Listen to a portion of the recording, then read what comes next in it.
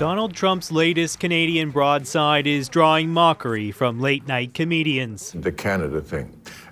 Maybe you have some insight into the thinking. As they zero in on the president's wild claim China is somehow poised to do away with hockey in Canada. The first thing China will do is terminate all ice hockey. What the is he talking? After Bill Maher's show, Trump quickly fired off a rambling social media post saying the Chinese hockey quip was jokingly stated, and renewing his anti-Canadian rhetoric, saying the country's leaders are a disaster to deal with and have ripped off the United States. The Trump rant comes as he faces blowback for threatening to block the Gordie Howe Bridge between Windsor and Detroit, a project paid for by Canada and jointly owned with Michigan, despite the president claiming otherwise. Enough is enough. The president is wrong on this matter. It's a move that has even some Trump supporters in Michigan puzzled. Blocking the new link would be a self-inflicted economic wound, says this Republican. The fact is, Canada is not just another country. It's just not another punching bag for President Trump.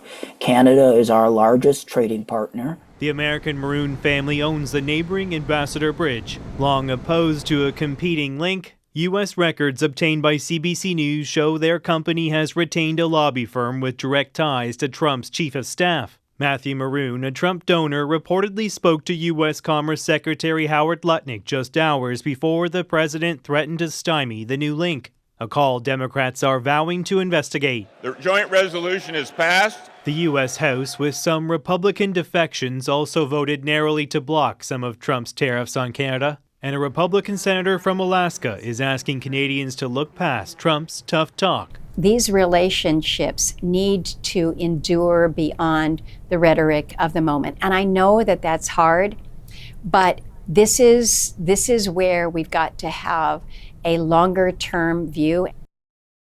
Trump hasn't said how he'd block the Gordie Howe Bridge. Experts say he could theoretically withhold U.S. Customs and Border Protection personnel from the Detroit side, effectively leaving it as a bridge to nowhere. But the Democrats in Congress are stepping in.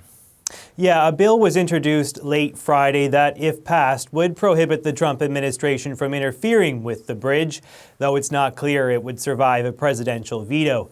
Canadian officials tell us the bridge is still expected to open early this year. Ian? JP Tasker in Ottawa.